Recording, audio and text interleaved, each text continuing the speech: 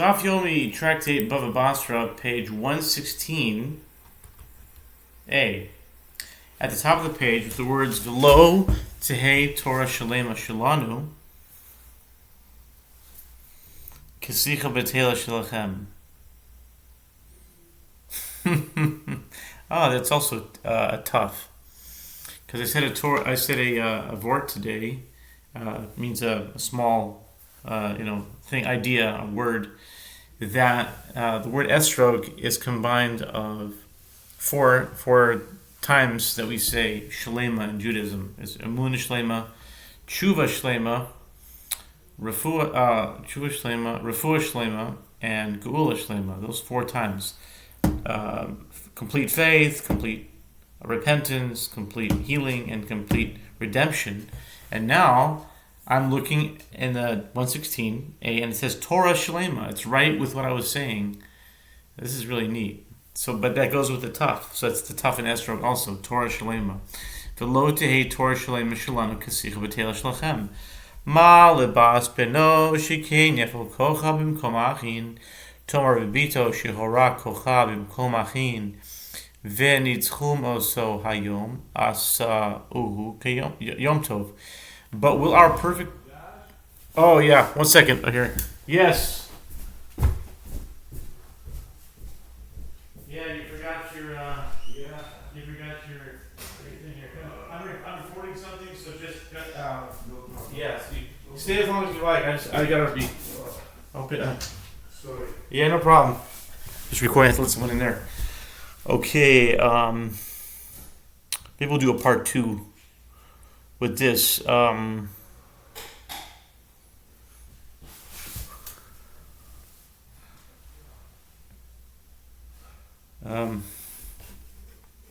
see here.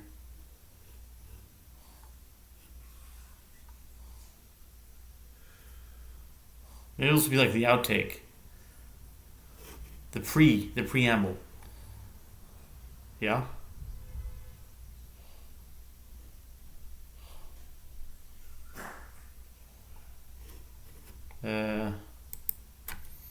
Okay, we'll just finish this part. We'll just do it over again. But anyway, I want to keep this idea.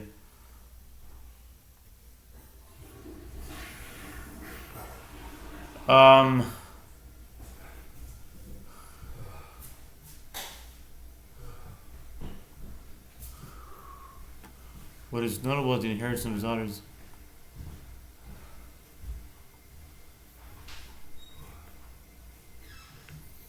What is notable about the inheritance of a daughter of a deceased son? It is notable in that her right is enhanced in that she inherits from her paternal grandfather together with the brothers of her father. Would you say that the same applies with regard to the deceased daughter, whose right to inherit is diminished in that she does not inherit from her father together with her brothers? The Sadducees' a fortiori inference is thereby disapproved. The Gemara concludes, and since the Sadducees had no counter-argument, the sages were victorious over them, and they established that day, the 24th of Tevet, a minor festival to celebrate the establishment of the halakha in accordance with the opinion of the sages. That's the altar of the Yortzeit. There's a Chabad thing tonight. Simchus B'Sher Eva. Chabad. 24th of Tevis. Daf Yomi. Reality. It's connecting. Sadducees. Pharisees. See what I mean? It's connecting. Like that connects? This should be 116 is Gematria Yinon. Do you know that? It's Chen is Yinon.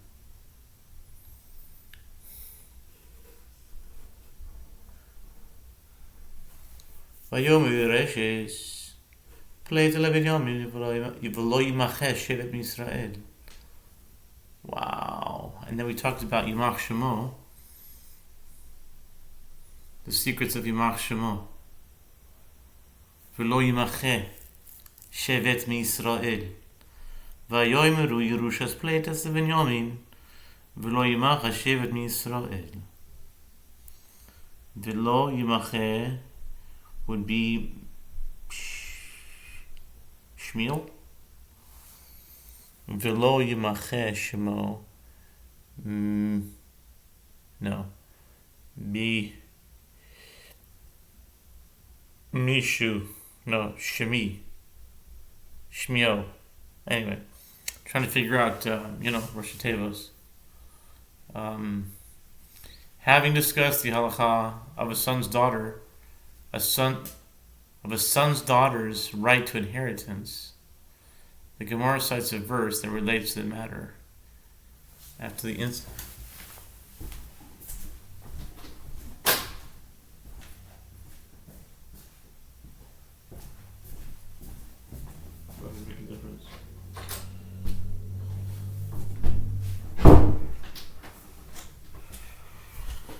Okay.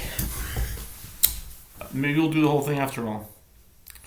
Vayomru Yerushas Pleita Levinyamin v'lo yimacha shevet miYisrael. Okay. Benjamin is like the one who didn't sell Joseph. We'll keep it like that for now. Benjamin didn't sell Joseph. And then we say v'lo yimache shevet miYisrael. You see what I'm saying? Yimach Shemo. See how it's connecting? Having discussed the halacha of the son's daughter's right, and also today, I talked about Bnei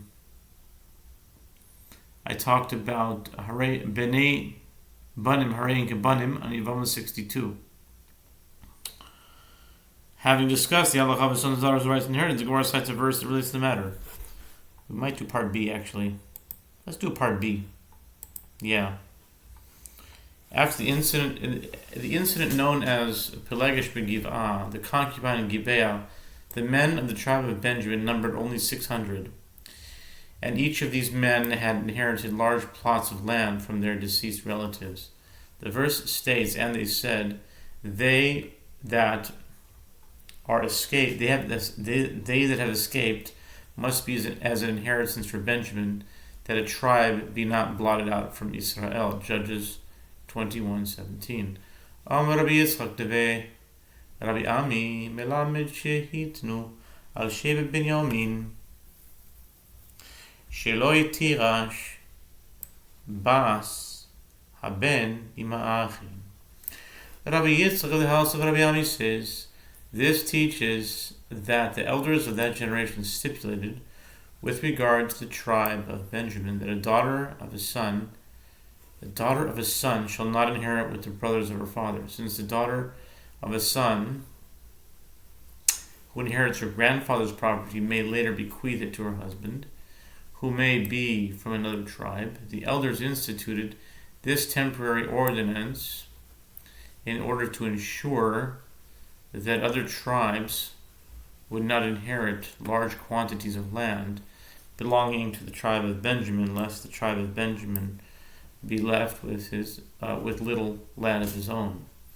Amar Rabbi Yochanan mishum Rabbi Shimon bar Yochai, kol she'en maniach ben yorshav, HaKadosh Baruch Hu malei alav avero. Evro or Avero? Oh, Evra, I think Evra. Ketiv hacha v'yavartem es nachalosich dimaso yom Evra hayom mahu. The Gemara presents a related statement. Rabbi Yochanan says in the name of Rabbi Shimon ben Yochai concerning anyone who does not leave behind a son to inherit from him, the Holy One, blessed be He, is filled with wrath toward him. As it is written here, if a man die and he has no son, and then you shall pass his inheritance, Vehevartim, to his daughters, Numbers 27:8, and it is written there, that day is a day of wrath, Evra, in Zephaniah 1:15. The words Vehevartim and Evra are common root letters, whereby Rabbi Shimon bar Yochai interprets that God's wrath may be the result of the inheritance passing to a daughter rather than a son. But Again, this goes back to what we talked about today. I was just talking about this today. This is amazing. This must be a sign that I'm learning Torah L'Shma, because I was talking to Yitzchak, right? And here it was Amar Rabbi Yitzchak, Dever Vami, okay? Okay, anyway, a little bit before, but it's about... but anyway, I was talking to Yitzchak and say, how can you control whether you have a son or a daughter? You can't control that. You can't control whether you have kids or not. So all these drushes are very hard to understand. Why would God be filled with wrath at you if you can't control whether you have a daughter? If it's up to God anyway, that's the question. It's a good question, no? Anyway, continuing on, Asher ein chalifot lamo v'lo yaru Elohim. Rabbi Yochanan, Rabbi Yehoshua ben Levi, Chad amar kol she'ein maniach ben, Chad amar kol she'ein maniach talmid. The Gemara presents a related statement concerning the verse, God shall hear and humble them, even he that is enthroned of old, Selah, those that have no exchange and fear not God. Psalms 55, verse 20. Rabbi Yochanan and Rabbi Yehoshua ben Levi each interpret the verse in a different manner. One says that this is a reference to anyone who does not leave behind a son to inherit from him, as he does not leave anyone to serve in exchange, a replacement for him. And one says that this is a reference to anyone who does not leave behind a student to serve in exchange for him. Tistayem Rabbi Yochanan damar Talmid, damar Rabbi Yochanan dai din garme da Assyria bir, Tistayem Rabbi Yochanan damar Talmid. The Gemara suggests it may be concluded that it was Rabbi Yochanan who says that the verse is referring to one who does not leave behind a student. For Rabbi Yochanan, whose 10 sons died in his lifetime, said to those he would console, "This is the bone of my 10th son." And I also said this over recently. This is the bone of my 10th son, to encourage them not to succumb to sorrow. Since Rabbi Yochanan knew that he would not leave any sons to inherit his property, it is reasonable to assume that he interpreted the verse as meaning that God is full of wrath toward one who does not leave behind a student. The Gemara, and that makes a lot of sense in any case, because a student is a lot more, I think, doable from the human level, and a lot more manageable and controllable. You can always teach what you have learned, and humans by nature are always learning things, so you can always be a teacher of some sort. It's more within your control to be a teacher than to father a particular gender of child. Like to say that wrath to be upon you for not fathering a son, that's really, what I mean. The Gemara comments that it may be concluded it was Rabbi Yochanan who said that the verse is referring to one who does not leave behind a student. We are holding by 13 minutes. Okay, let's see if we can finish this. You know what we'll do? We'll do this part 1.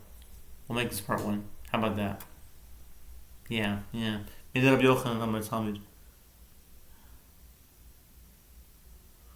Okay. Yeah, we'll do this. Will be part 1.